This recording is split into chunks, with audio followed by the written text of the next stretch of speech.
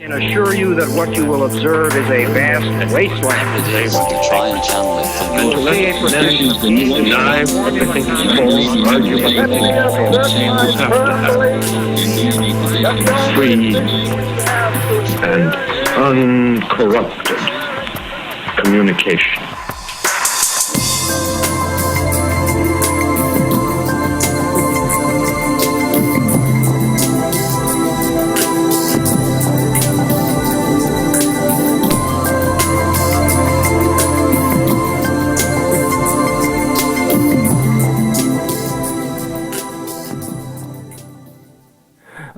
I'll tell you a little bit about NIRS as we're known, since Nuclear Information Resource Service is a mouthful to try to say all the time.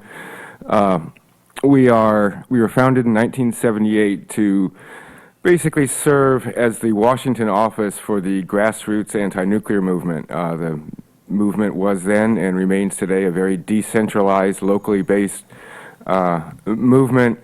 And the people who founded NIRS realized very quickly that there needed to be a body watching the institutions in Washington, the Congress, the Energy Department, the Nuclear Regulatory Commission. And what we do is, and this remains the core of our work today, is get the information from those places and get it out to the people across the country and help them understand it and help them use it. We sort of expanded our mission over the years so that we also do a variety of organizing campaigns around specific issues. For example, radioactive waste transportation, the deregulation of nuclear waste. We are currently engaged in legal proceedings against 4 new nuclear facilities that have been proposed for the United States. And so we do a variety of things. In 1996, as a result of a conference in Kiev, Ukraine, where we met a lot of grassroots activists from really fledgling groups across Central and Eastern Europe, the former Soviet countries, we expanded our work into those countries, really doing the same kinds of things for people over there. And in 2000, we affiliated with a group called World Information Service on Energy based in Amsterdam, which was also founded in 1978 and really did much the same kind of thing we were doing, but on a global basis. So we merged, and we now have 13 offices on 5 continents. And we're working, at the time when we merged, most of those were volunteer offices. We're working toward making them all paid staff and paid full-time offices, and about half of them are at present. So that's just a little bit about NIRS. I'm going to start off with giving you an overview of the nuclear power industry, where it is today and where it's going. In the U.S. today, we have 103 operating nuclear reactors, the most of any country. They supply about 20% of our electricity, and that number has been fairly stable over the past decade or so. Worldwide, there are 440 nuclear reactors. In the U.S., there has not been a successful reactor order, meaning a reactor that was ordered and was later completed, since October of 1973, or more than 30 years. That was the Palo Verde complex in Arizona. Every reactor ordered since that date was subsequently canceled. If you look at the history of the nuclear industry, there were somewhere between 120, 125 reactors that were ever built in this country, and an equivalent number that were canceled before they were completed, or in some cases even started. A lot of those that were canceled, billions of dollars had been spent on them before the utilities finally gave up. So, it's been 30 years since we've had a new plant. Why are we concerned about nuclear power at this point? First off, 103 reactors is 103 too many. And NIRS has worked for many years to try to close the existing reactors as early as possible. The second thing is, and this is a relatively new development, is that there is a major effort underway in this country now, particularly through the Bush administration, to revitalize the nuclear power industry and to build new reactors in the country. We call it the nuclear relapse.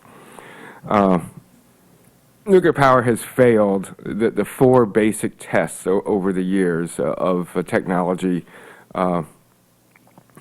that should be used to provide electricity, which is the only thing nuclear power is good for. It has failed the safety test. Nuclear power remains the most dangerous way ever devised to produce electricity, and although there have been changes in reactor design over the years, you cannot make an inherently dangerous technology inherently safe. It's just not possible. Nuclear power has failed the economics test. In the 1950s, when the nuclear power industry was just getting underway, it was declared, the saying was that atomic energy would be too cheap to meter. Instead, what we got in the 1980s and 1990s were bankrupt utilities like Public Service of New Hampshire, cost overruns on the order of 400%, or actually more than that, in the case of Diablo Canyon, just up the coast here, that Rochelle will be talking about later. And we now have a situation, and I'm going to talk about this in just a moment, where private investment has basically shunned the nuclear industry, and they're moving toward letting you and I pay for it through our tax dollars. And I'll talk about that in just a minute. Nuclear power has failed the radioactive waste test. We still do not have a solution for radioactive waste. The first waste that was ever created in this country as part of the Manhattan Project in the 1940s in St. Louis still does not have a permanent home. It was moved at one point from St. Louis to Ohio, and just this past month it was moved from Ohio to Texas, and that's what we do with waste. We move it around and put it somewhere until we move it around again because we don't have a place to put it. And Arjun will be talking a lot more about the waste issue coming up, so I won't go into that more. And finally, nuclear power has failed the test of public acceptance. After the 3 Mile Island accident in 1979, the public turned against nuclear power, and it has remained that way since then. The most recent public opinion polls have found that despite the nuclear industry's push for a revival, that the percentage of the public opposing new nuclear plants has actually gone up over the past 4 years, and right now is at 64%, according to the ABC Washington Post poll in June of this year. So given all these factors, I mean, the failures of the industry, and we can go into detail on these later, why are we having a comeback? I mean, what is the problem here? And there are two factors, really.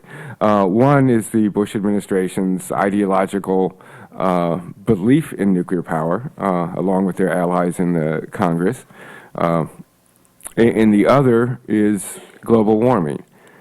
The nuclear industry has made great strides in convincing not the American public, but policymakers that nuclear power can be an answer to global warming. There are many reasons why nuclear power is not the answer to global warming. And in fact, when it comes down to it, we can choose as a nation and really as a world one of two courses. We can fight global warming, or we can do nuclear power. We cannot do both. This is because nuclear power, while the reactors themselves are not carbon emitters, the nuclear fuel chain does emit carbon. And you have to understand that the reactors are just one step in the chain. First you have to mine the uranium, then you have to process it, then you have to enrich it, then you have to take the enriched uranium and fabricate fuel out of it, then you get to run the reactor, and then you get to take care of the waste for eternity. Each of these steps, there are carbon emissions involved, and studies vary on how much they are, but the study that we think has the most validity shows that nuclear power is about 75% greater emitter than renewables like wind, and obviously much higher emitter than the steps we can take in terms of energy efficiency and other possible answers. So, given that nuclear power does emit some carbon, not on the order of fossil fuels, of course, but it's not carbon-free, it takes more nuclear power to make up for the difference. And according to several studies, one from MIT, what the National Commission on Energy Policy that came out this past year, and even from the International Atomic Energy Agency, which is the world's promotional body for nuclear power, they all basically agree that to use nuclear power to make any kind of significant reductions in carbon emissions, and by significant I only mean about a 20% reduction in emissions, would require a program where we would have to build in this country 200 to 400 new nuclear reactors, and across the world 1,500 new nuclear reactors over the next 50 years. In other words, we would need to triple or quadruple the amount of reactors that are out there now, more if the existing reactors have to retire. A program like this is preposterous. It would cost in the trillions of dollars.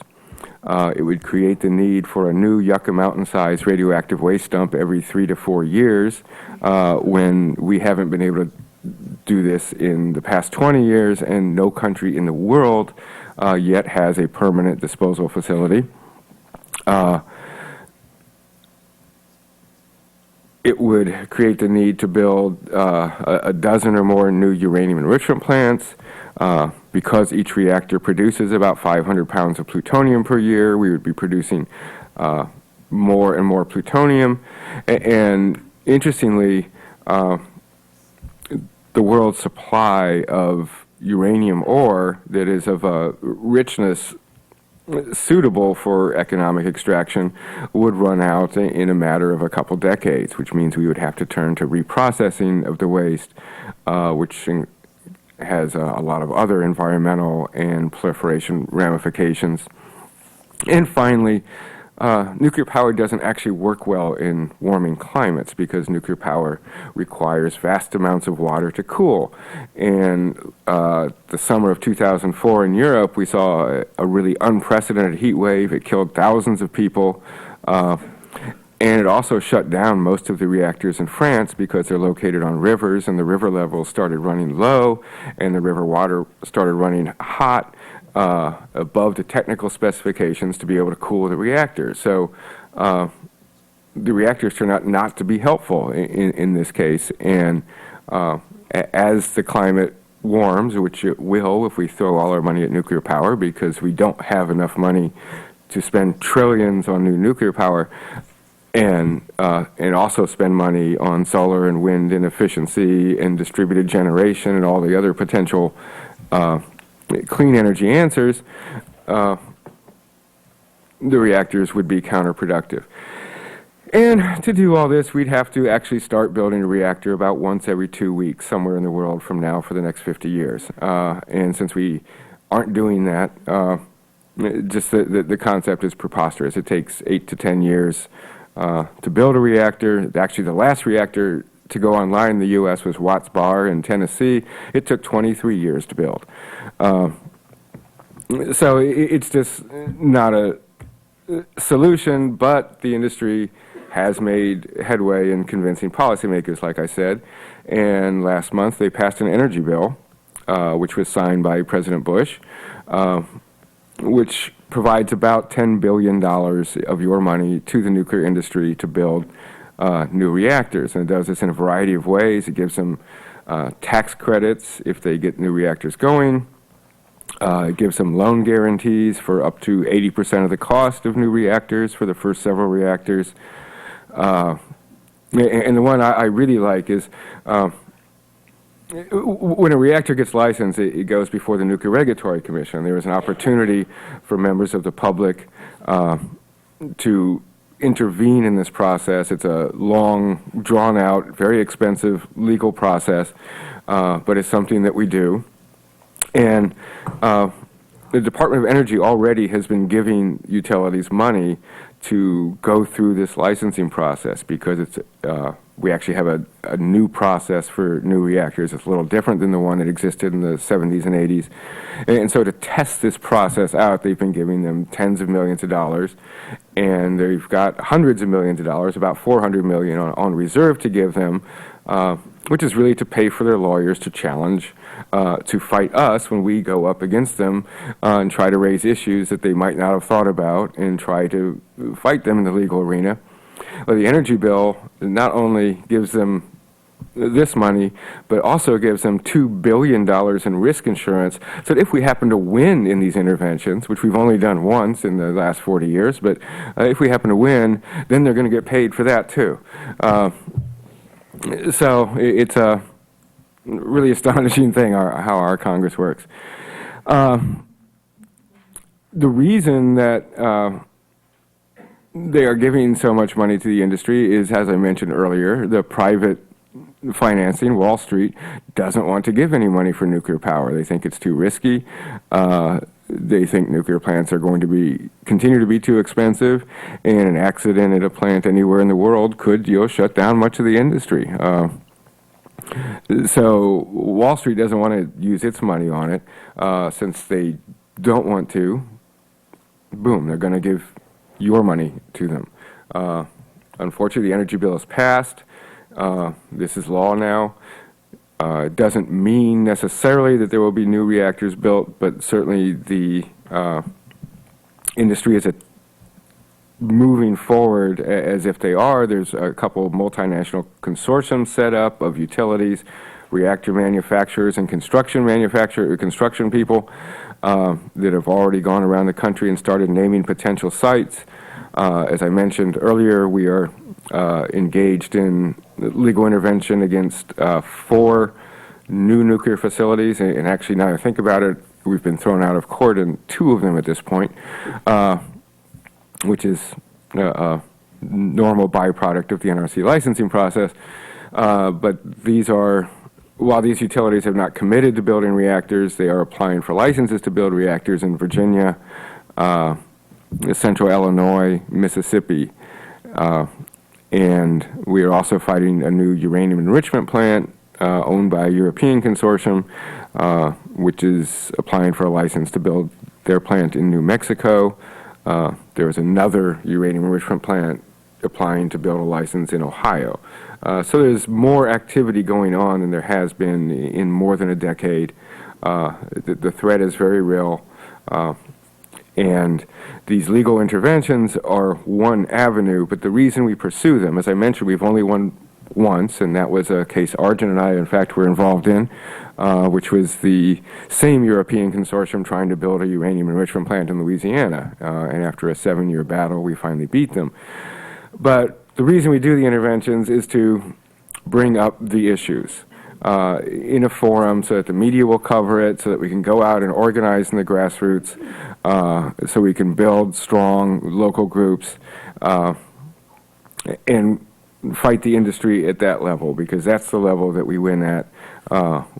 We don't win at the intervention level normally. Why do we fight nuclear power? And I'll be very brief here. We fight nuclear power because nuclear reactors release radiation. They release radiation routinely, and I've got some brochures here from different parts of the country, radioactive releases, Western United States. Your part of the country is in these, and we can, you can each have them. They also release radiation catastrophically, and I'll just close by telling you that when I went to Kiev in 1996, I also went to Chernobyl. And when you walk through the city of Pripyat, you're from a lot of different cities. Think of the city nearest you of about 50,000 people. And then think about what that city would be like if there was no life and there were no sounds. Because when you walk through the center of Pripyat, there are buildings, apartment buildings and stores and different things, the roads all around you, but there are no sounds. There are no cars. There are no people. There are no dogs. is just emptiness, a void. It's quite an astonishing thing to experience. And it is what nuclear power ultimately is about. Thank you. Yesterday, I attended a 2-day workshop at the California Energy Commission on what is the future of nuclear power in California. And it was a fascinating 2 days. For once, a state agency, for the first time ever in California, put together former NRC commissioners. We had people from Nevada Wayside. We had people from the Water Board. We had people from the Energy Commission. We had people from the DOE. And everybody was speaking about what is the future of nuclear power in California. California has a very special law, Public Resource Code 25524. It was passed in 1978, and it does not allow any new nuclear power plants to be built in the state of California until there's a solution to high-level radioactive waste disposal, permanent and safe. We haven't had one in 25 years. We're not expected to have one in the next 25 years, or if ever. So when we talk about high-level radioactive waste, we are talking about in perpetuity, and we are likely talking about it on our earthquake-active coastal zones. California is riddled with earthquake faults. I have a map, but it's too big and it's too hard to bring out right now, but you can look at it later. But California is dotted with earthquake fault after earthquake fault. Diablo Canyon sits 2.5 miles from a major active earthquake fault capable of a 7.5 magnitude earthquake. Had they known about this fault before they licensed the plant wouldn't have been licensed, because they had already spent $3.5 billion before they discovered the earthquake fault, and they discovered it because somebody else was actually looking, but not the utility. Had they discovered it earlier, they never would have built this plant. You can't build a plant 2.5 miles from a major active earthquake fault. But more importantly, you certainly can't build a high-level radioactive waste dump that's going to sit there in perpetuity 2.5 miles from a major earthquake fault. But that's exactly what's happened in the last few years. About 5 years ago, the nuclear utilities in California applied for a permit to temporarily store high-level radioactive waste on our coast. Unfortunately, temporary doesn't have a definition. They are storing it in casks on site that are safer than the spent fuel pools, but are not safe. And those casks have a license for 20 years. Well, virtually every component in a nuclear power plant has failed during the life of the nuclear power plant. So we've not only had to pay for these once, we've had to pay for them more than once. In California, the original price tag for San Onofre and Diablo Canyon was around $300 to $500 million. That was the original cost estimate, excuse me. The final price tag for Diablo Canyon was $5.7 billion. And when they went to the Public Utilities Commission and said, we'd like our $5.7 billion back, the Public Utilities Commission staff looked at it very carefully and said, well, gee, you didn't look for an earthquake fault. The Shell Oil geologist had to find it for you. And then when they found it, you didn't stop construction. And then when you braced it, quote unquote, braced it to withstand an earthquake fault, you did it backwards. So Unit 1 of Diablo Canyon is designed to Unit 2 specifications. It's completely backwards. And did the NRC take away their license even then? The answer was no. What they did was require an independent study of whether or not the bracing was going to hold this nuclear power plant together in case of an earthquake. What happened was the utility independent consultant was sending their information to the utility before they sent it to the NRC. And once again, we managed to catch them on that, brought it to the NRC's attention, and Diablo Canyon was the first nuclear power plant in the United States to have its license taken away. So the Public Utilities Commission said, $4.4 billion of that was your mistake. And the utility panicked. In fact, the industry panicked. And they went into private settlement proceedings with the Attorney General of the State of California, the California Public Utilities Commission, and the utility, leaving out every other intervener. Among them was the Mothers for Peace, the Sierra Club, and a few other people. They came back with a very novel rate-making scheme. And what they said was, you're only going to have to pay for power produced. So if the plant's not running, or there's new NRC regulations, or they have to replace something very expensive out there, that's the utilities problem. The ratepayers don't have to pay for that. Even though we didn't think it was a great idea, we thought it was better than paying $5.7 billion. And that went along for about the first 10 years of operation. And then we had what's known as deregulation legislation here in California, which turned into the energy fiasco crisis in California.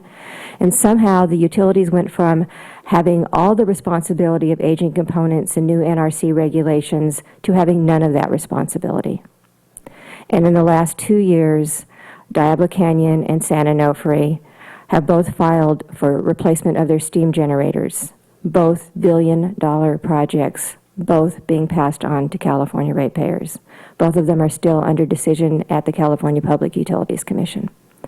They also didn't want to discuss, if they replace the steam generators, how much longer the plant would operate. If they don't replace the steam generators in 2008 and 2009, Diablo Canyon and San Onofre would have to stop operation in 2014. Sounded pretty good to me. Unfortunately, it didn't sound so good to the Public Utilities Commission. They said it was cost-effective to replace those steam generators even at $1 billion, but we did have to look at the environmental effects. Well, under California law, you have to look at every foreseeable effect of adding a large component to a nuclear power plant. And one of the foreseeable effects is if you're supposed to shut it down in 2014, if the steam generator fails, and the license goes until 2021 and 2025 for Diablo, 2022 for San Onofre, then you've got additional 8 to 10 years of operation. And what are the environmental impacts of that 8 to 10 years of operation, besides the fact that there's about 200 tons of high-level radioactive waste per year? They didn't want to consider those additional years. They also didn't want to consider the fact that if you replace that steam generator, you can be guaranteed that Diablo Canyon and San Onofre will follow suit of every other nuclear power plant in this nation and file for a license renewal and operate for another 20 to 30 years on our coast, producing radioactive waste each and every day that is stored on our earthquake-active coastal zone. They don't want to consider that. They're under litigation right now. We're not sure what the final environmental impact report will be, but what we've done is ask the California legislator oversight committees to say if they come out with a final impact report that doesn't include those additional years of operation, will you bring the PUC in, haul them into the carpet, and say, why aren't you looking for those additional 10 years of operation, those additional years of radioactive waste that everyone agrees is going absolutely nowhere? Well, let's assume that there's a somewhere else place that you're going to send this high-level radioactive waste to. To get it from Diablo Canyon to the somewhere else place, which is not California, you have to barge it from Diablo Canyon to Port Hueneme, your coastline. The casts that are licensed are capable of withstanding, I think it's 4.5 hours under 8 feet of water. Well, unless they drop it on the shoreline, our ocean's a little deeper than 8 feet of water. And so if there's a barge accident, we've got radioactive waste sitting off of our very precious coast. Then they'll bring it in at San Onofre, and they'll truck it to the train station, and they'll put it on our very poor infrastructure of railways, the existing railways, and truck it to Yucca Mountain or somewhere else. And if that happens, and at San Onofre, they just bring it north on the rail lines. They have a rail line right next to San Onofre. I don't know if you've ever passed it, but you can practically reach out and touch it from the freeway. So they put it on rails. Both decisions go through Los Angeles County. So it goes north from San Onofre through Los Angeles County. It goes south from Diablo Canyon through Los Angeles County. There's other proposed sites, but those are the most likely sites. It passes millions of Californians within 1 mile. It passes thousands of schools within 1 mile. It passes hundreds of hospitals within 1 mile. None of the emergency planning people have the equipment or the training to deal with a radioactive accident. Last year alone, there were over 2,000 accidents involving trains in California. There is 80,000 accidents over a 10-year period. Trucks are much worse. Some of them are hauling hazardous waste. It takes hazardous waste. The tunnel that exploded in, the problem that exploded with a train in D.C., how long was that closed, Michael? Several days. They didn't know what the elements were in that train, and there was smoke pouring out for quite some time. In fact, I was at a workshop with Arjun during that period of time and going home on the metro. And I went, what's on that train, and should I be going in this direction? We're not safe. Our rail systems fail when it rains. Last year, you couldn't get from San Luis Obispo to Los Angeles without driving to Bakersfield. It's rather a large detour, and if you've ever driven from San Luis Obispo to Bakersfield, it's a road that goes like this with thousands of accidents every year. So the people in San Luis Obispo County took the position that radioactive waste, as dangerous as it is, 2.5 miles from an earthquake fault, should stay where it is. Because who do we not like enough to send it to? Whose children deserve this radioactive waste flowing through their communities? Our community got the power, the property taxes, and the jobs. It's not a safe place to put it, but how do you send it to someone else with any conscience whatsoever? And the answer is you don't. Wasn't an easy decision. My grandchildren live downwind of the San Onofre nuclear power plant. That wasn't an easy decision either. But you don't send it to somewhere else. You don't put $10 billion into new nuclear plants instead of putting $10 billion into solving the high-level radioactive waste problem. Is there a solution to high-level radioactive waste? Maybe, but we're not looking for it. We're looking to put a hole in the Nevada desert and bury it there. The people of Nevada do not deserve that. They don't have a nuclear power plant, and yet 77,000 tons will travel across this country over and over and over until those plants are empty. Now you think, well, okay, there's a trade-off, and all the radioactive waste will be in Nevada and we'll all be safe. Well, no, it won't, because we're going to still be operating these nuclear power plants. So you have 103 high-level radioactive waste dumps sitting on waterways because they need water to cool these power plants or your ocean, in addition to a high-level radioactive waste dump at Yucca Mountain. This is unconscionable.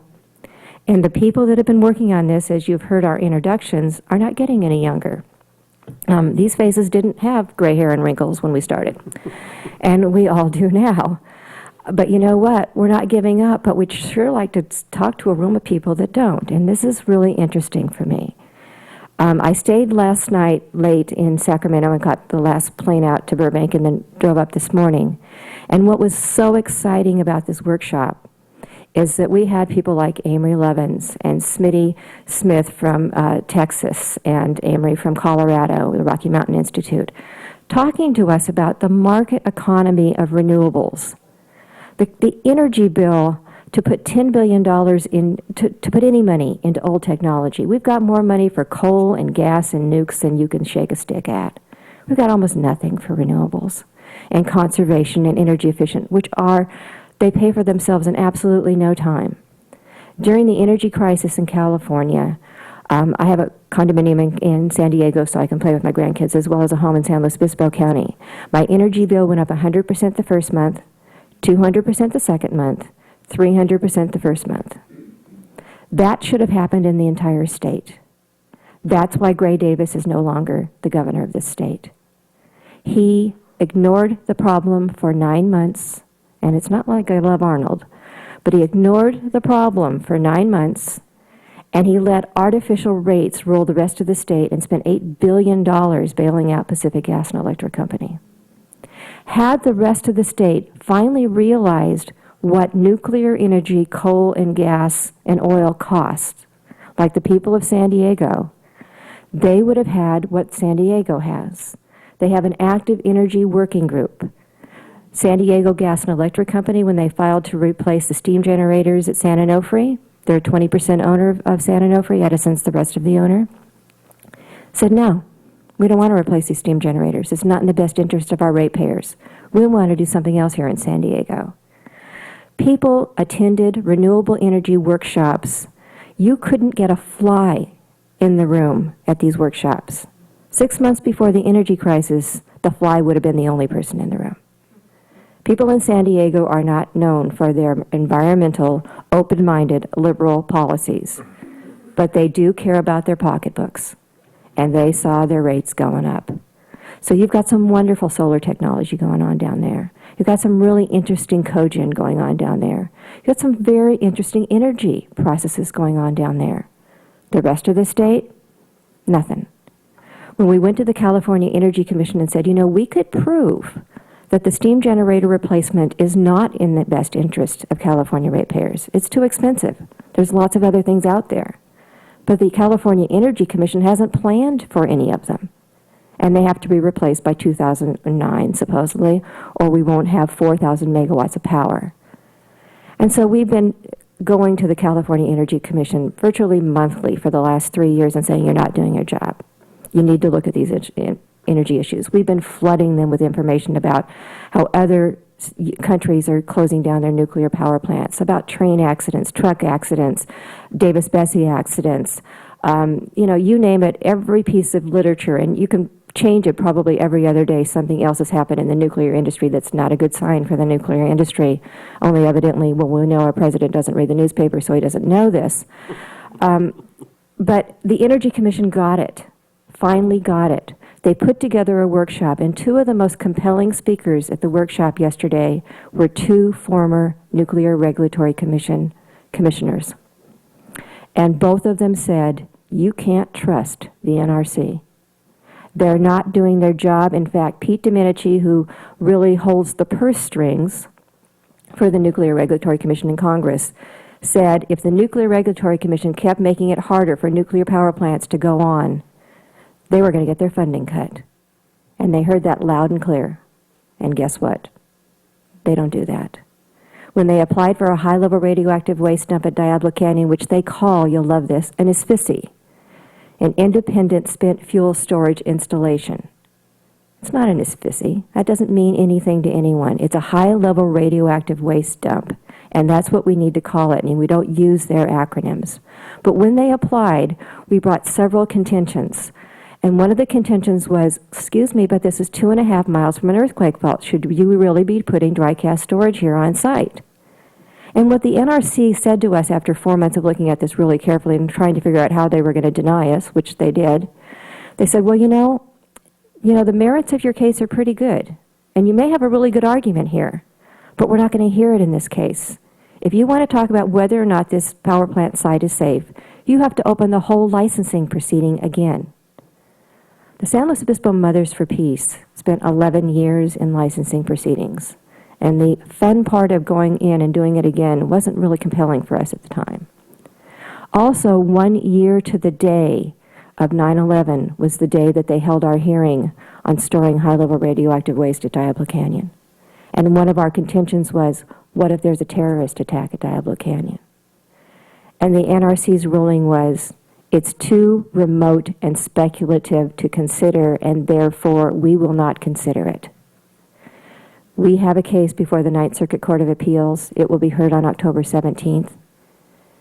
We intend to win this case. We had a case that we worked with Public Citizen in the First Circuit Court of Appeals because when the nuclear industry came up with their new security plans on whether or not nuclear power plants are safe, and I can guarantee you they are not safe, they met only with the nuclear industry. They didn't meet with emergency planning personnel. They didn't meet with the state officials. They met with the nuclear industry and they said, okay, what can we do at the least cost? The nuclear industry will come in and say, we spent $1.4 billion. That's guns and guards. It's guards that have failed tests over and over again. If you're a terrorist and you want to break into a nuclear power plant, it's not that hard.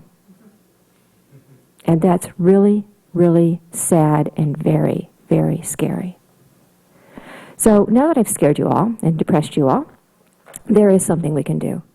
California has the right to say not only no new nuclear power plants, but no relicensing of existing nuclear power plants. We need to amend Public Resource Code 25524 to say, if you can't license this new technology that you think is just absolutely incredible and takes care of everything, then you sure as hell shouldn't be relicensing the old technology and storing more radioactive waste on our coast. So the Energy Commission report that will come out this year will be the factual basis for asking for amending legislation to 25524 in January. And we hope everyone participates. There's an action letter on our website. Unfortunately, I have exactly, looks like 5 brochures left from the conference yesterday.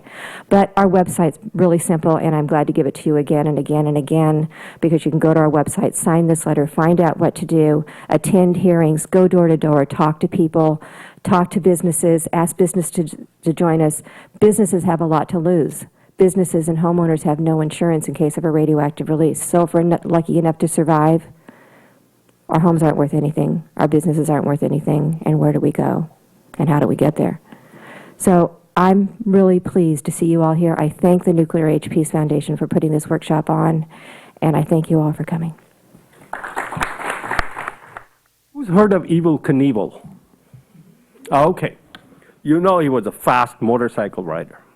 When this used up radioactive fuel, irradiated fuel, if you take out a fuel bundle from a nuclear power plant after they're done with it, and it's about 12, 14 feet long, and you lay the bare fuel bundle, the very radioactive, out like that, and Evel Knievel rode across that right over the spent fuel rods, very fresh out of the reactor, he would have a lethal dose of radioactivity before he reached the other end.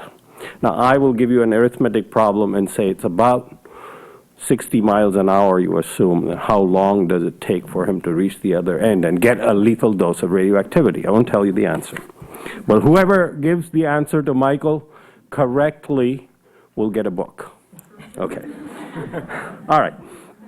So, I want to share with you my economic philosophy of the U.S. government. As a poor Indian immigrant, I have observed this, lived in a, careful periphery of Washington, not going in too often, but trying to see what is going on over there. And I have observed that you can collapse the economic philosophy of the U.S. government into a single sentence. It is an organization designed to convert public assets into private profits and to convert private liabilities into public liabilities. And you can see this in the current operation of the nuclear system. You've got nuclear waste, which is a private liability because owners and operators have been profiting from these machines, nuclear power plants, and is all to be transferred into a public liability. Now, nuclear power plant operators will tell you that we're paying for this, 1/10 of a cent a kilowatt hour. Well, actually, it isn't the owners of the nuclear power plants who are paying for the waste disposal, first of all. It is the ratepayers, so you and me, wherever there's like the university and ratepayers here, pay 1/10 of a cent to the federal government, which is supposed to be used for finding a site of deep geological site, which is like a deep underground excavation, a deep mine, which is a reverse mine, really. Mine in order to put something in there rather than take something out, and put something we don't want in there. Unfortunately, federal government is not a very good guardian of public resources in the sense of being able to spend them well. It tends to give them out to contractors who are also in the business of private profit. Ever heard the phrase good enough for government work? Ever wonder about where that's coming from and why you would want to live with second best, third? Let me tell you a few stories. All right, in 1982, and I don't speak as an opponent of a deep geologic repository, unlike many of, so I want to challenge you to think about these things, right? So we've got all this spent fuel. It's sitting in places like San Onofre, Diablo Canyon, on the Great Lakes, and so on. It's got about 250 kilograms of plutonium every year generated in every power plant. We have about 50,000 tons of spent fuel today at nuclear power plants, and contains about 1% plutonium. That's about 500 kilograms, 500 tons, about 500,000 kilograms of plutonium. About 7 or 8 kilograms of plutonium needed for the bomb. You do the math. Lots of bombs. Now, you can't use spent fuel plutonium to make bombs because it's very radioactive, mostly uranium and fission products. You have to separate it in a chemical plant called a reprocessing plant. Now, the French are doing it, the English are doing it, the Japanese are doing it, going to go into a big way.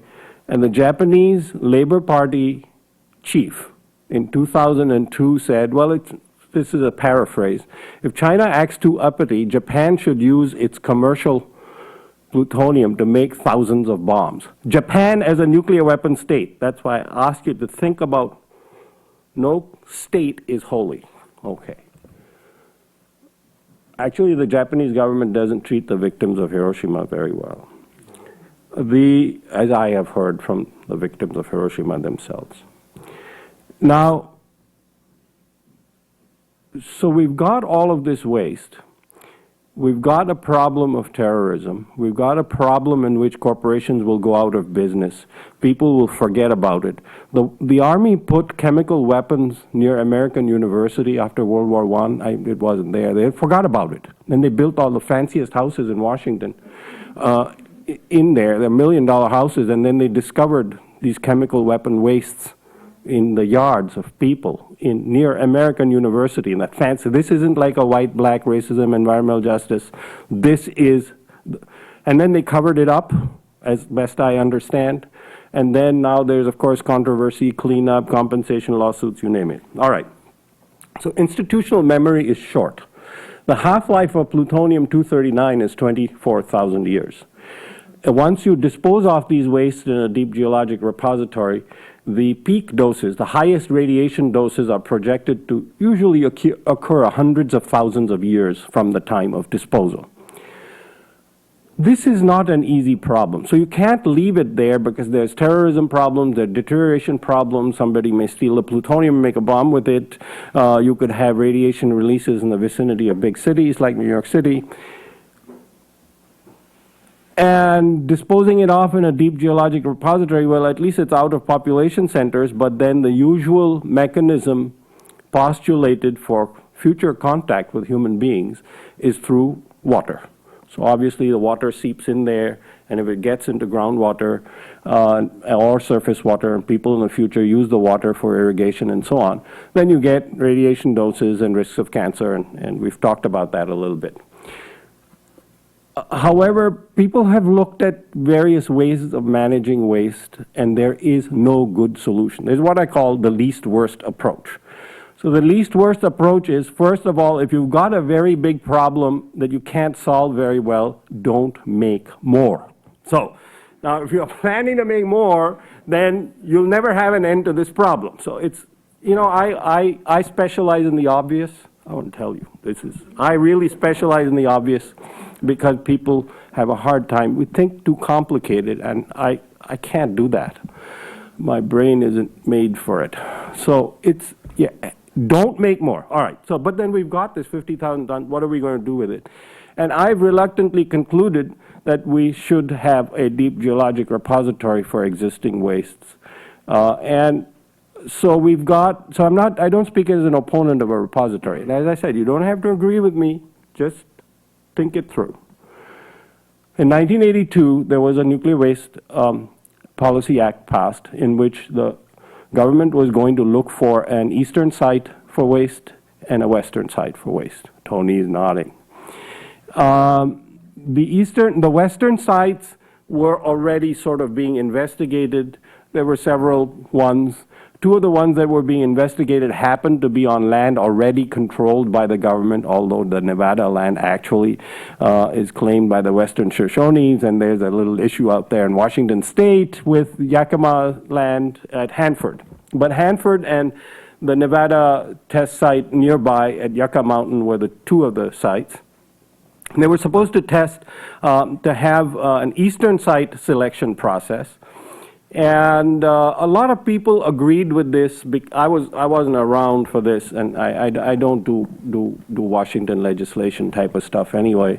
The compromise was that, okay, you do this, you do a search for a repository, and we'll be addressing a proliferation problem because all this plutonium will be buried deep underground, be hard to get at it. All right.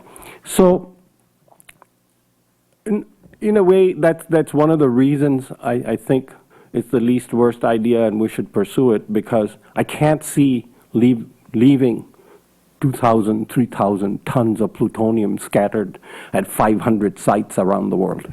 I don't think, I just can't imagine. We're not made for guardianship of this kind of stuff. We don't know how to look after it. That's why we shouldn't be making it. Okay.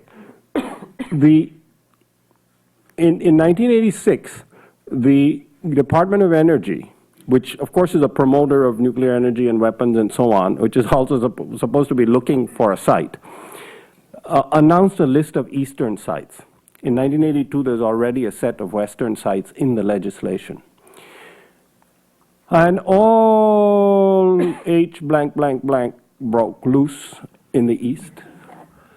And I'm old, you know. So some of the sites selected were in New England, New Hampshire, and Maine. And one of the sites in Maine was near Lake Sebago, where the largest single occupation around Lake Sebago is real estate agents, because everybody from the Rockefellers on down has got a vacation place on Lake Sebago. This is not a very politically astute place to try to successfully site a nuclear waste repository. And a number of activists from New England met with President Bush, then Vice President Bush, the elder, H.W. And in the White House. I know this meeting happened. I know the people who went there. I was not present at the meeting, but I have it on good authority what went on in there. And they took a message to Mr. Bush's top aide, and this was written about in Science magazine, actually, that if you have this Eastern repository, if you want to locate waste dumps in New Hampshire and New England, we'll see you 2 years from now when you come around for primary votes. I don't think the language was as blunt, but I don't think it has to be that blunt. Within 2 weeks of that meeting, mysteriously, and we don't know why, the whole eastern site search was called off. Of course, not for political reasons, according to the Department of Energy. At that point, the waste program went into a crisis, and there was new legislation, and Yucca Mountain was named as the only site with which it would be compared to see which was the best one. Now, it turned out, supposed to be a joke. It turned out that there were standards for disposal of nuclear waste the EPA was developing, which were published in 1989. And one of the standards was how much radioactivity in the form of carbon-14, radioactive carbon, will be released. There were limitations for each radionuclide or number of radionuclides. And it turns out that Yucca Mountain consists of porous volcanic rock, so gases can escape from there. Carbon becomes carbon dioxide, and it will escape, and you get radioactive carbon dioxide in the atmosphere. And it turns out that this isn't such a good thing, and while the individual doses are small, the population doses would be projected to be quite high. And it didn't look like Yucca Mountain could meet the regulations that were published by federal government for deep geologic repositories. So what do you do if you are sensible in such a circumstance and dedicated to protecting future generations? Change the rules, of course. So I call it the double standard standard. So Congress enacted legislation to have a new standard for Yucca Mountain. At the same time, it turned out that Yucca Mountain is completely useless as a geologic medium for hanging on to radio. So you imagine this, you've got a deep hole in the ground. You're going to put some very radioactive stuff in there that you don't want to leak out. So you want to put them in containers that will last for a long time, and you want to be able to estimate that the containers are going to be. So you have to have some idea that these materials will last for a long time in this setting, that they won't rust, for example. And then in case your containers fail, you want rocks around that container where the rocks will hold on to the minerals, hold on to the plutonium so it won't travel into the water. And if it does travel into the water, you want a lot of dilution there so individual doses would be low. Well, it turns out, and I have said this in public a number of times, I believe it is a technically accurate statement to say that Yucca Mountain is the worst single repository site that has ever been researched in the United States. And there are a lot of bad ones out there. Because Yucca Mountain is useless as you look at we've got stuff on our website, and I'll point, I can give you these links. If you look at the Department of Energy's calculations, how long do I have? I've been gone on for a long time. 7 minutes. Okay, I'll do 2 minutes on Yucca Mountain, then I'll do a little on energy. If you look at the Department of Energy's own calculations, you'll see that if the containers fail, it'll leak rapidly into the water. You'd think they'll tell you, it's a desert, there's nobody out there. But there's farming going on 20 miles from Yucca Mountain and grazing going on 11 miles from Yucca Mountain. And those who have been to the area or know anything about it, there isn't a whole lot of surface water out there in the desert. There's groundwater, and it is being used today, and there's not a whole lot of it, which means if the waste leaks into it, it gets very polluted. And in 1983, the National Academy of Sciences published a study funded by the Department of Energy that showed the largest radiation doses for any repository site that would be given to the public would be at Yucca Mountain because of this problem. There's not a lot of water. You don't get to have dilution as a solution. Pollution. Okay. Now, so this isn't just like my opinion. If you know how to read graphs and charts, and I really encourage you to learn, you can come to this conclusion yourself. Otherwise, you have to trust me, which is a dangerous thing. Now, the Nuclear Regulatory Commission changed its rules too. Because it turns out the container, I don't know because, but it does turn out that the containers that they're going to put in Yucca Mountain are metal containers. And Yucca Mountain has oxygen, moisture, and heat, which is a well-known recipe for rust. Now, so you can't put iron containers in there, so they invented this new alloy called C12 or C22 or something. I forget now. C22 is, Tony? C22, thank you. And it's a brand new nickel alloy. Problem with a brand new nickel alloy is we don't have a lot of experience with it, and we have laboratory tests that show it could last for 100,000 years, or it may rust in 10 or 20 or 100. Okay. So this is a little bit of uncertainty that we don't know how to manage. And the EPA has now published news. It's a mess. By now, we have spent $10 billion or some astronomical sum of money. Congress hasn't been a very good guardian, if I might make bold to criticize Congress. I don't do this very often. But let me take the side of the nuclear utilities so I'm safe. Congress has actually not appropriated all the money they get from ratepayers for nuclear waste, right, Tony? They actually spend it on the general fund or tax breaks or something. And so most of the $10 billion that has been spent, I believe, has been wasted. There is a way in which you should go searching repositories. Anyway, the nuclear waste thing is a mess. Nobody solved the problem. The Swedes have a more or less conceptual approach that I would consider defensible in a bad situation. All right, so I recommend that to you. There's a lot of literature. Let me talk a little bit about energy. So I'd make a sort of clean break. All right, what do we do about our energy problem?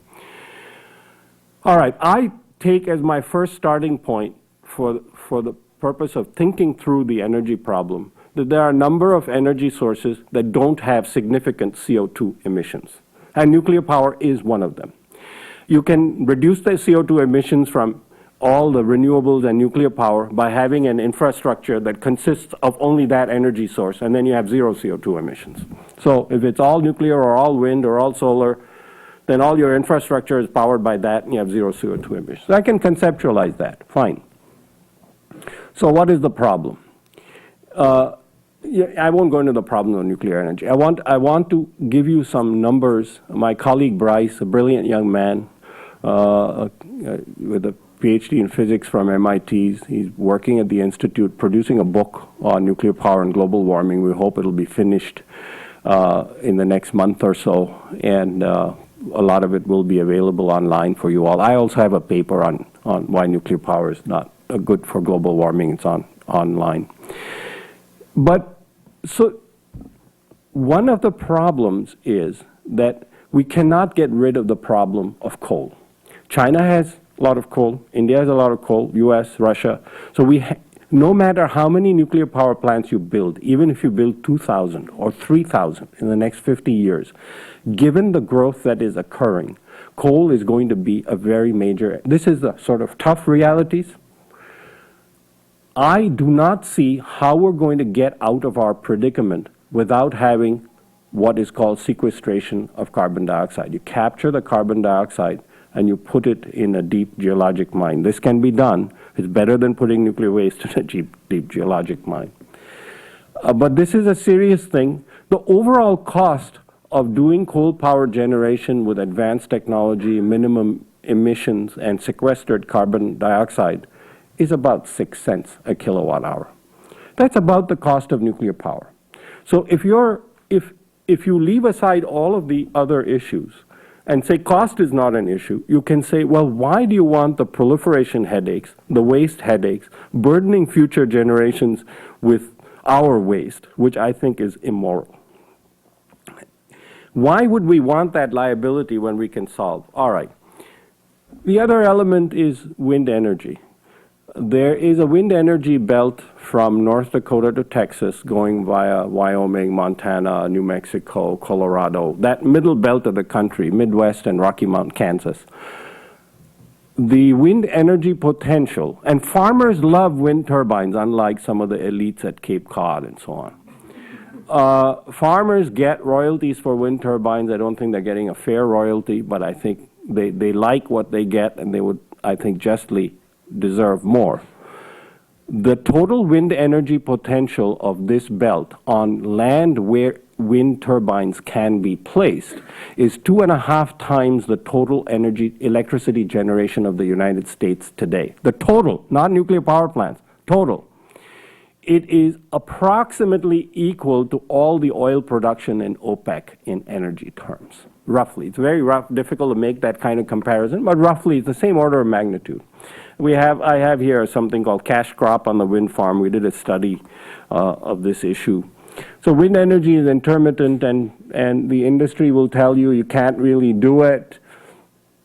But these problems can be solved. You can join wind energy with natural gas combined cycle plants, which have very low carbon dioxide emissions.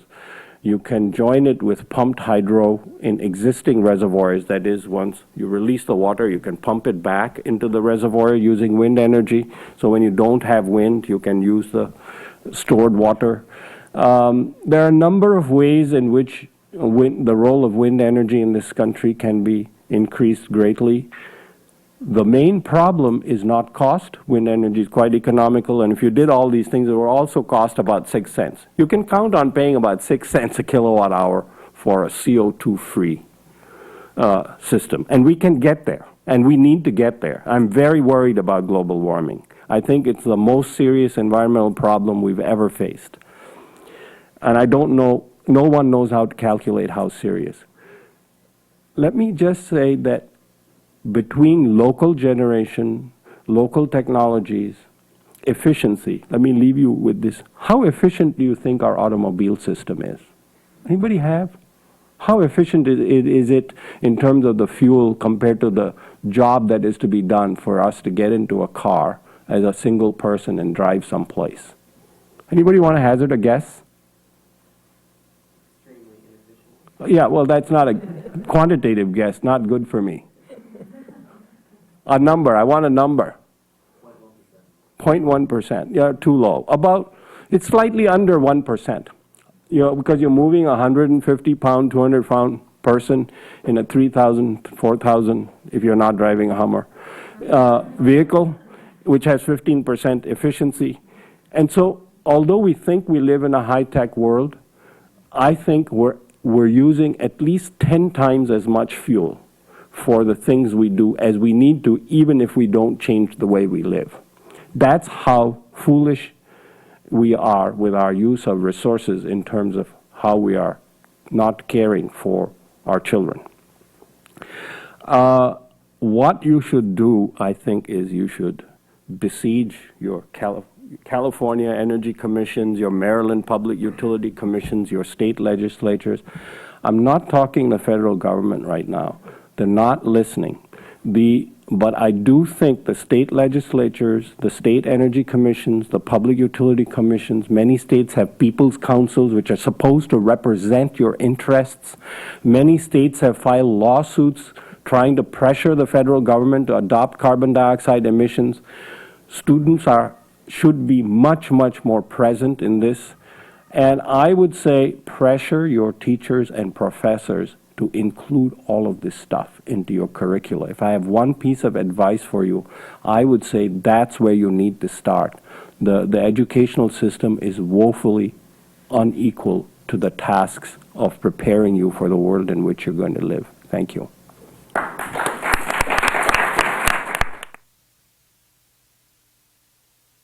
My name is Jonathan. I'm from New York. I think it was more just a comment than a question exactly, but I'm from New York, and a lot of people don't necessarily know about the nuclear power plant that's not too far from the heart of the city, Indian Point, which is something we've discussed a bit at sanity meetings. And I think that, like how you had mentioned, Ms. Becker, about security as far as September 11th, I remember watching a documentary on HBO about how if that would have been one of the targets, New York would be unlivable right now. We work very closely with the people in New York and other reactor communities across the country. New York is also going for no relicensing, but in my opinion, I think they're doing it wrong. They are actually asking the Nuclear Regulatory Commission not to relicense these nuclear power plants, and the Nuclear Regulatory Commission receives an application for relicense and has its rubber stamp ready to go. It really needs to be a states' rights issue. The states have no authority to address safety at nuclear power plants or security at nuclear power plants. But the economic risks, the reliability risks, and the costs are all state jurisdiction issues. And Peter Bradford, who used to be one of your Public Service Commission members, and it was a former NRC Commission member, is very much on your court. We use Indian Point's video many times. They've got some wonderful video on what could happen in Indian Point. I would ask you to talk to Bobby Kennedy, Jr. He is going to be the guest speaker in California next month at the Sierra Club National Conference. We need him to speak to his cousin-in-law, our governor, and say, you know, let's work together. Let's have our states work together on this. It would be real important.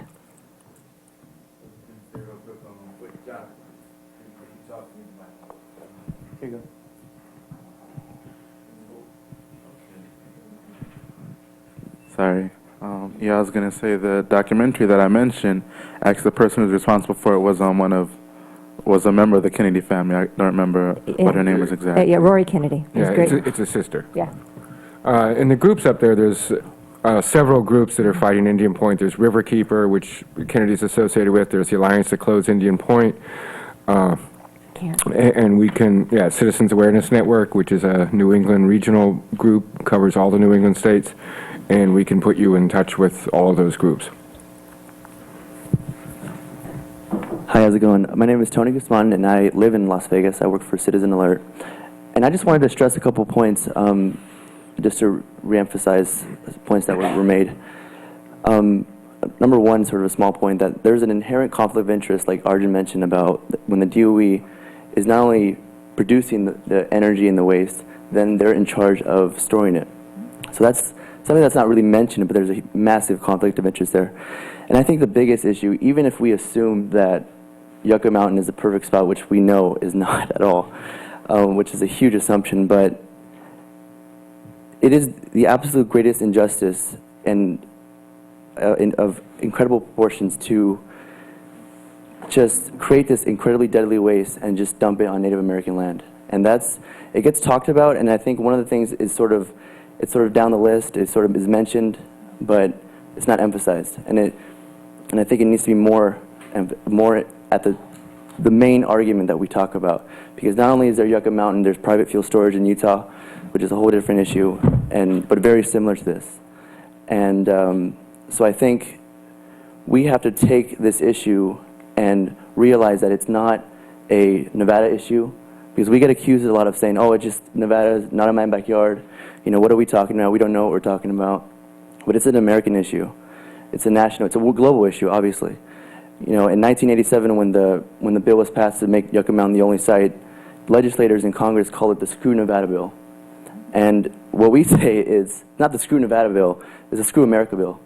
You know, and that's the mentality of our government, of what they think of Americans and this issue. So just wanted to emphasize a couple of those points, and thank you for all your great words. I just want to add a little bit, because you mentioned the private fuel storage project, and we didn't bring that up here. That's a project, well, first, you're right.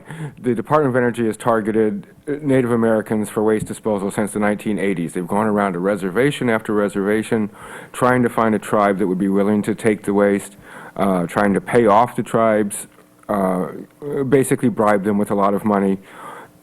And they were unsuccessful. Then along came a group of utilities that set up what's called a limited liability corporation, which basically shields the utility assets if there's any problems in this endeavor. And it's called private fuel storage. And they started going around to reservations, and they finally found one, the Skull Valley Goshute tribe in Utah, where it's a very small tribe, and they got the leader of it at the time to go along with this, but there's been large divisions within the tribe, and it looks like most of the tribe is actually against this project. But what it would do is set up a parking lot in Utah where they would bring in about 40,000 tons of high-level nuclear waste transported across the country. The average distance is 2,000 miles because most of the reactors are in the east, and this is obviously in the west. And they claim it would be a temporary site until they get the full site going, and they were trying to pay off the Goshutes tens of millions of dollars to accept this stuff. And the site is about to be licensed by the Nuclear Regulatory Commission. They've had hearings. The state of Utah is against it. Most of the tribe is against it. And it just happens that this place is at the end of a bombing range for F-16 fighter jets. And it doesn't seem like the best place to park, you know, thousands of nuclear waste casks. But the NRC has rejected all this, and it is about to be licensed. The one difference between this and a site like Yucca Mountain is that this is not a Department of Energy site. The utilities would actually have to pay for the transport of the waste and pay for the storage of the waste. And for the ratepayers of these utilities, that means you get to pay for waste twice if this project goes through, because you're paying into the Nuclear Waste Fund already. And then you will pay again for these utilities to ship their own waste there. So it's a project that bears watching, and it's one that we're still very actively fighting with a lot of Utah groups. And Edison is one of those utilities. Oh, sorry. Okay. My name's Suzanne, and I work for New Jersey PERG in Trenton, New Jersey. And I've been working to close Oyster Creek nuclear power plant. Actually, they just submitted their application to extend the license for another 20 years. And they're the oldest operating plant in the country on the Jersey Shore. And then also working to stop Exelon's utility buyout. That buyout will create the largest utility company in the nation, and they already own the most nuclear power in the nation. So I would say, one of the most powerful utility companies that's promoting new nuclear power and promoting their license extensions. But my question was, we actually got the support of our former governor, Governor McGreevey, in opposing a license extension for Oyster Creek. But one of the problems that we've been facing, and I'm curious as to, especially you, Rochelle, what your experience is working with the California state government. Our impression is that even if you pass a bill in the state legislature that basically stops, that says you can't put a license extension on any plants, that doesn't really hold any jurisdiction. So maybe that is possible, but that's been our impression. So maybe there's a way to get around that. I wanted to know what you thought about that. I hate to give you the bad news, but you have to pass the law before you file for the license extension.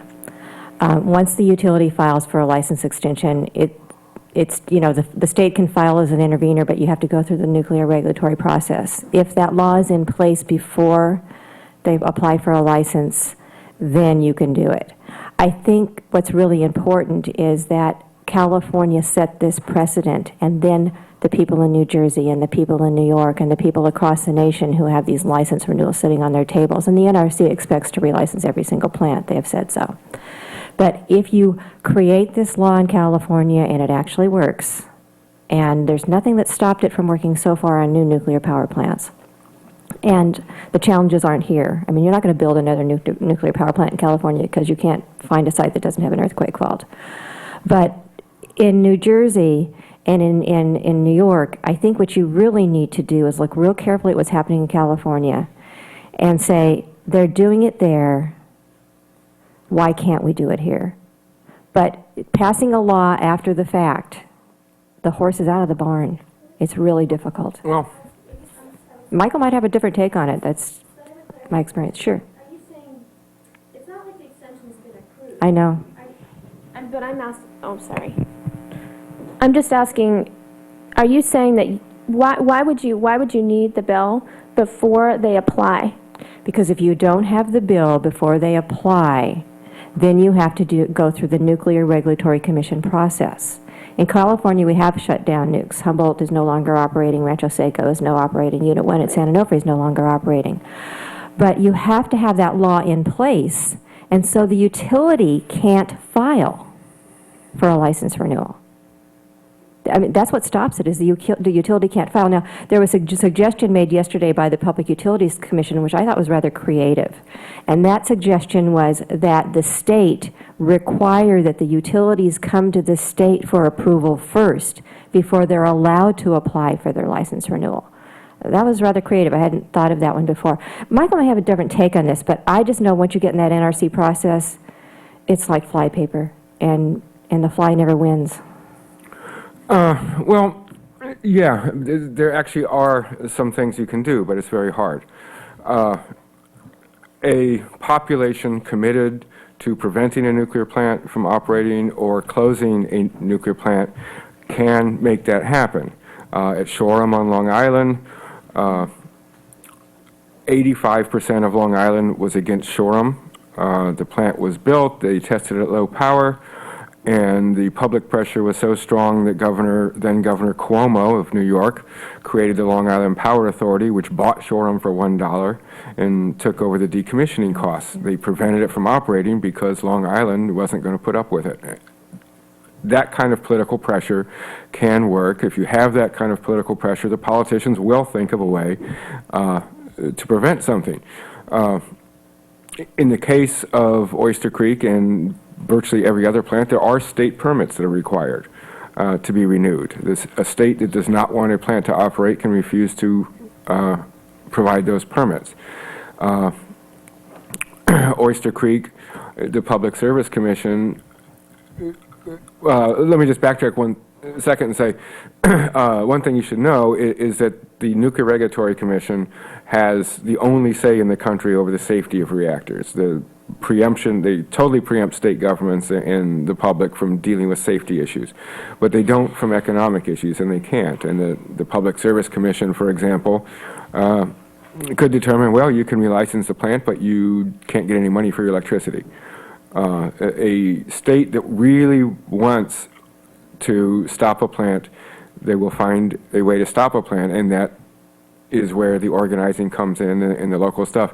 And Oyster Creek's interesting because we had a campaign actually to close Oyster Creek in the 1990s, and we came this close because in the year 2000, Metropolitan Edison, actually I think it was a couple years earlier, Metropolitan Edison, which had owned the plant, had decided they were going to close it in 2000.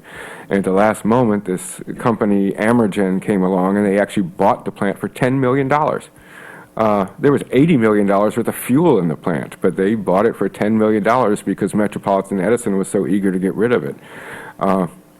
And it has operated since then, and like you say, they are now trying to get a license renewal. We are, by the way, and we should talk to you a little more about this, but there are some serious technical issues about Oyster Creek that should be brought up in hearings before the NRC. And and the NRC process is long, expensive, and often fruitless. In the case of Oyster Creek, the technical issues are actually so serious that it may not be fruitless. But the state level is really the way to go.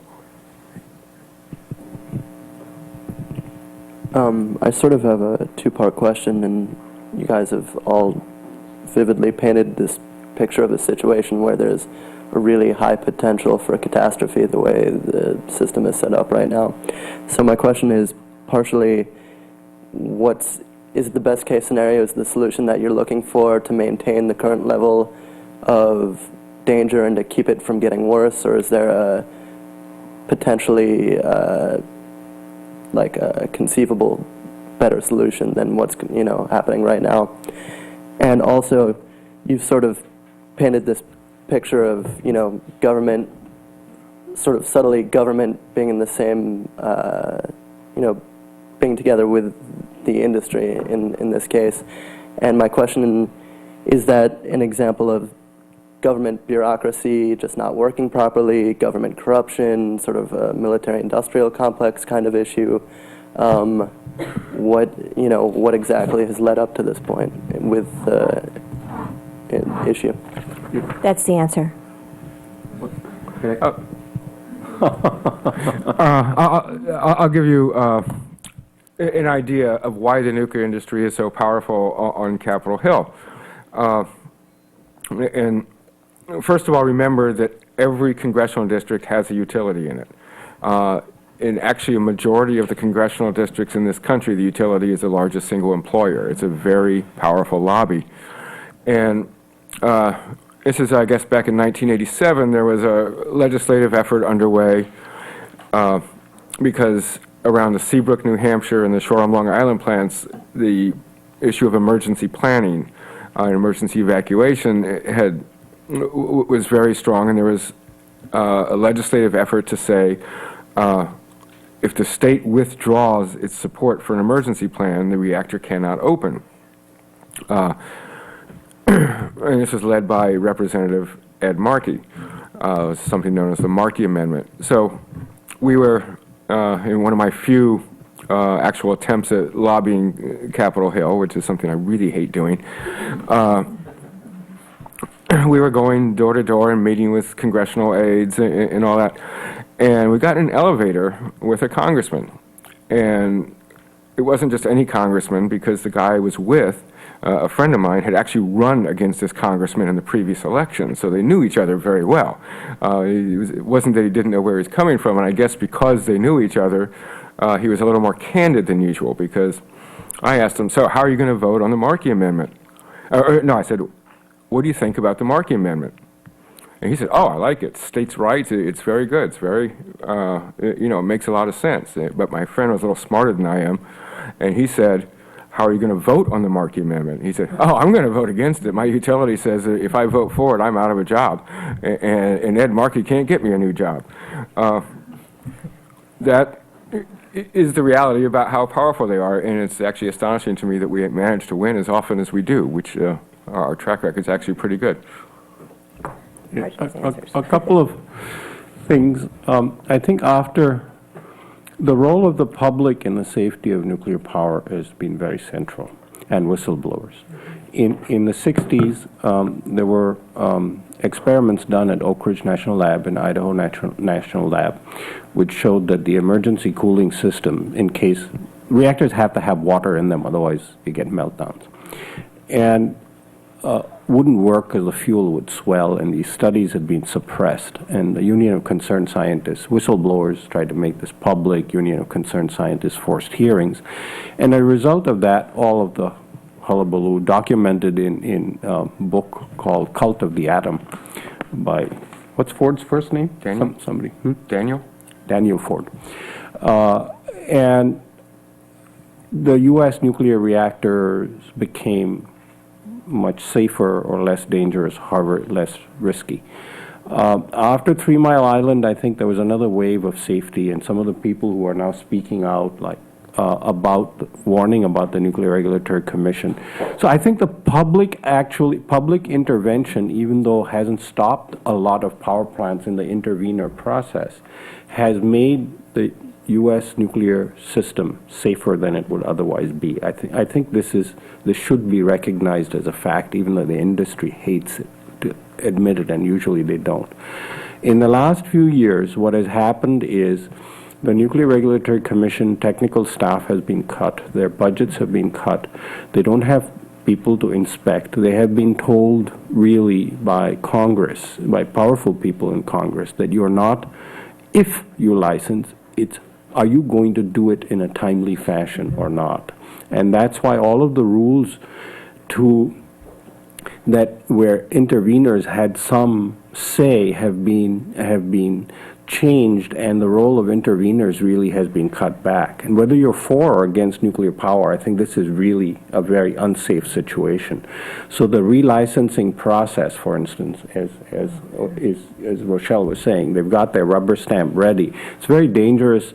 You know, equipment gets old, and when these neutron radiation reactors, there's aging of components. There's a whole field of nuclear reactor geriatrics that they ought to have a department of nuclear reactor geriatrics in the Nuclear Regulatory Commission that looks into, inspects these places, and so on before relicensing, and none of that is happening. And I do think it is money driven, but I think it's also very short-sighted for the industry, because I think if there's an accident, I think accident risks are going up. I don't think they're high, by the way. The per year inferred accident risks are not high, but the problem with nuclear power is once you have one, you've got Pripyat, ghost towns, it's unrecoverable, so you can't tolerate mistakes. That's why it's not a sensible system. So we've got a system of risk management and regulation that's really eroding. Its democratic component is eroding. And I think it is money-driven, but I also think it's ideologically driven. I don't think nuclear power makes sense from a financial or electric power system point of view. And because we have lots of good alternatives, some not so good, but better anyway. And so I think it's ideologically driven and money driven, because the industry, I think, is ideologically driven.